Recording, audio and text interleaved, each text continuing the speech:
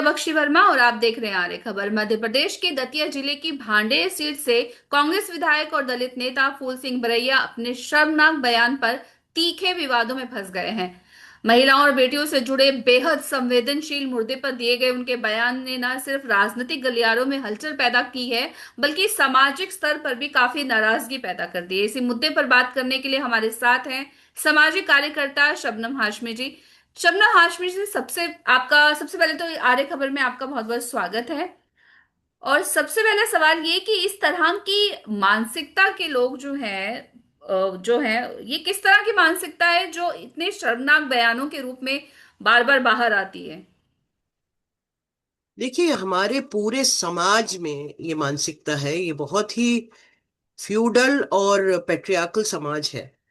और सिर्फ आज एक नेता है, इससे पहले और कोई नेता थे।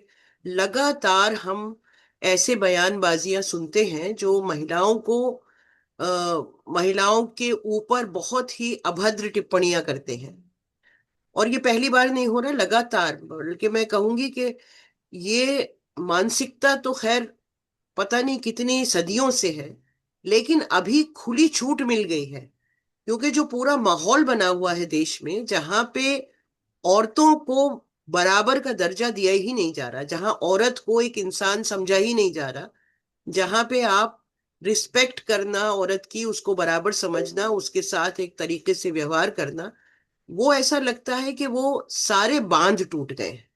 क्योंकि जिस देश में बलात्कारियों के साथ लोग खड़े हो जाएं, उनकी सपोर्ट में कैंडल लाइट मार्चेस निकालने लगे, या ऐसे लोग जिनका कन्विक्शन हो चुका हो बलात्कार के केसेस में, उनको छोड़ दिया जाए, जैसे बिल्किस बानो के केस में हुआ और ऐसे बहुत सारे केस हुए। कठुआ में हमने देखा, अभी रिसेंटली किसी और का बयान आया था। जी। तो ये बढ़ता ही जा रहा है। और इसका एक और रीजन भी है कि अब कहीं ना कहीं ऐसे लोगों की हिम्मत बहुत बढ़ गई है, क्योंकि उन्हें ये मालूम है कि हम कुछ भी कह लें और कुछ भी कर लें, हमारे ऊपर कोई कार्रवाई नहीं होगी। क्योंकि एक पूरा उनको जैसे इम्प्यूनिटी दे दी गई है कि आप औरत को तो कभी भी बेइज्जत कर सकते हैं, आप कभी भी उसको, उसके ऊपर ऐसी टिप्पणी कर सकते हैं, उसके शरीर के बारे में कुछ भी बोल सकते हैं, और आप उससे बच के निकल जाएंगे। ये भी हम देख रहे हैं बिल्कुल। कि एक एक तरफ उमर खालिद जैसे लोग बगैर बेल के, बगैर ट्रायल के 5 साल से ऊपर जेल में हैं।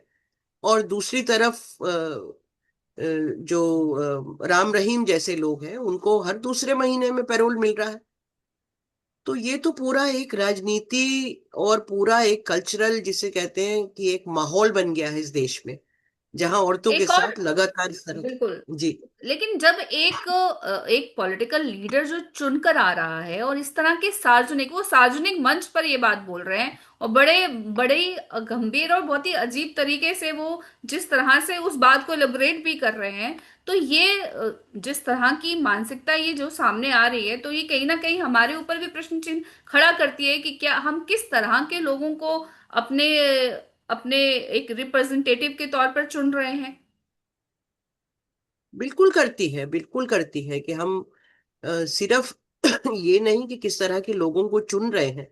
मैं ये कहूंगी कि ये हमारे ऊपर एक बड़ा सवाल ये है कि हम किस तरह के बेटों को परवरिश दे रहे हैं। हम किस तरह अपने घरों में बच्चों को पाल रहे हैं, जहां पे लड़के ऐसे निकल रहे हैं जो रेप भी कर रहे हैं, जो इस तरह के घटिया बयान भी दे रहे हैं, और जो खुलेआम हमले भी कर रहे हैं, चाहे वो औरतों पे हमले हो।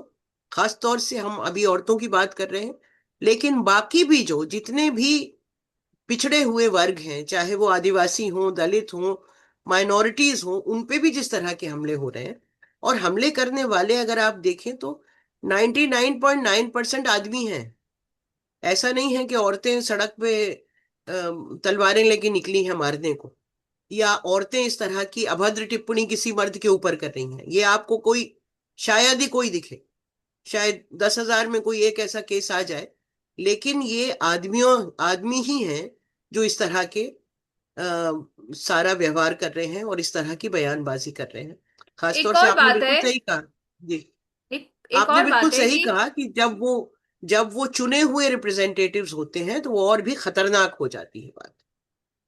इसके जी। अलावा इस पर बहुत पॉलिटिक्स हो रही है। बीजेपी कह रही है कि बहुत गलत है, शर्मनाक है, सब कुछ है। लेकिन क्यों नहीं इस पर कार्यवाही की जाती है? क्योंकि ये तो सीधे तौर पे अगर देखा जाए कि आप क्या कह रहे हैं, आप एक तरह से ये हिंसा को बढ़ावा देने ही वाली ही बात है ना, कि आप ये कह रहे हो कि इट्स वेरी नॉर्मल थिंग कि भाई अगर रेप होता है वो तो उनको पुण्य मिलता है। तो क्यों नहीं, अगर इस पे पॉलिटिक्स करने के बजाय क्यों नहीं सरकार इस पे कार्रवाई करती है कि ये जिस तरह के बयान है ये समाज पे तो बहुत ही गलत प्रभाव पड़ेगा। तो एक एग्जाम्पल क्यों नहीं सरकारें खुद सेट करती है और इस तरह के बयान अगर होते हैं तो उस पे एक्शन ले, बनस्पत इसके कि वो दे- बस पॉलिटिकल राजनीति इस पर होती है।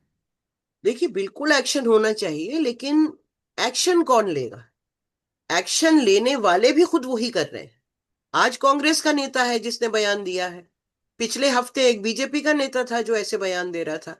और ऐसे बयान लगातार, ऐसा नहीं कि पहले नहीं होते थे, पहले भी होते थे, लेकिन पिछले 10-12 साल में तो ये बयानबाजी और इस तरह की, जो मैंने आपको केसेस बताए कि गैंगरेप हो गया, उसके साथ आप जिस तरह उन केसेस को छुपा रहे हैं, चाहे वो हाथरस का केस हो या वो उन्नाव का केस हो, ये हमने सामने सामने देखा है। उन्नाव के केस में सुप्रीम कोर्ट बेल दे देता है एक ऐसे आदमी को जो कन्विक्ट हो चुका है। तो ये पूरा जो एक माहौल बन गया है जिसमें औरत के साथ कोई भी हरकत हो जाए, कोई भी बेहूदगी हो जाए, वो आदमी को बचाने में पूरा सिस्टम लग जाता है। तो इसमें ये पार्टी या वो पार्टी का सवाल नहीं है। मेरा मानना है कि पूरा जो जो पूरा ढांचा है वही बिल्कुल सड़ गल गया है, और इस ढांचे को हिलाने की जरूरत है। ये जो पूरा पितृसत्ता का ढांचा है उसके ऊपर हमला करने की जरूरत है। और वो जब तक महिलाएं नहीं उठेंगी ना, हम ये सोचेंगे पुलिस कोई कार्रवाई कर लेगी। मेरे पास बहुत सारे केसेस आते हैं लगातार घरेलू हिंसा के, और घरेलू हिंसा का केस अब रजिस्टर करवाना इतना मुश्किल हो गया है इस देश में, क्योंकि उस पूरे कानून को डाइल्यूट कर दिया है। और जब आप पुलिस स्टेशन जाते हैं तो जो वहां पे, अगर खास तौर से अगर आदमी बैठा है, वो एसएचओ है, वो एसआई है, उसका जो बिहेवियर होता है औरतों के प्रति, अल्पसंख्यकों के प्रति और दलित और आदिवासियों के प्रति, वो बिल्कुल ऐसा व्यवहार है जिसको आप किसी भी तरह अपने जस्टिस के फ्रेमवर्क में फिट ही नहीं कर सकते। तो जो सेंसिटाइजेशन होना चाहिए, जो जेंडर इक्वालिटी की एक सेंसिटाइजेशन और उसकी वर्कशॉप्स होनी चाहिए, वो तो कहीं है ही नहीं। हमारे घरों में ही, हमारे घरों में, हमारे मोहल्लों में, हमारे समाज में, गांव के अंदर अगर आप चले जाएं तो पंचायत डिसाइड कर देती है। और पंचायत सर ज्यादातर में 100% ही मर्द होते हैं। वो पंचायत किसी औरत के पक्ष में तो कभी फैसला देती ही नहीं। बहुत ही कम ऐसा होता है कि किसी औरत के पक्ष में दे दे। तो ये तो औरतों को अपने हाथ में लेना होगा, इन सारी चीजों के खिलाफ लड़ना होगा, और अपने घरों के अंदर से जो जेंडर डिस्क्रिमिनेशन है उसको हटाना होगा। जब तक हम अपने घर लोकतांत्रिक नहीं बनाएंगे, जब तक घरों में जो हायरार्की है कि बाप जो है वो एक ऐसा है जिससे कोई बात नहीं कर सकता, जिससे सब डरते हैं, और वो जो मर्जी करे, चाहे वो हुक्म चलाए, चाहे वो दारू पी के बीवी को मारे, कोई उस पर सवाल नहीं करेगा। बल्कि अगर आप जाके किसी का दरवाजा खटखटाएं तो वो ये बताएगा मेरा घरेलू मामला है। ये घरेलू मामले नहीं है, ये हमको घरों के अंदर रोकना पड़ेगा। और पॉलिसी लेवल पे और लॉ एनफोर्समेंट के लेवल पे तो जाहिर है कि अगर लॉ एनफोर्समेंट हो और ऐसे सारे बयानबाजी करने वालों, या जो बलात्कार कर रहे हैं, या जो किसी तरह से भी लड़की की का अपमान कर रहे हो, उनके खिलाफ अगर कार्रवाई होने लगे तो बहुत कुछ बदल सकता है। लेकिन अनफॉर्चुनेटली वो होता नहीं है। बिल्कुल शबनम, जो आप बात बोल रही हैं कि महिलाओं को ही उठ के खड़ा होना पड़ेगा, क्योंकि महिलाएं दुष्कर्मियों से तो लड़ लेंगी, पर इस तरह की मानसिकता के लोगों का क्या करें जिनका जो समाज को खोखला कर रहे हैं। तो इसके लिए तो महिलाओं को ही उठना पड़ेगा और इस ढांचे को ही थोड़ा सा चेंज करने की जरूरत है। इस पूरे मुद्दे जी। पर बात करने के लिए हमसे आपका बहुत बहुत शुक्रिया मैम। बहुत शुक्रिया।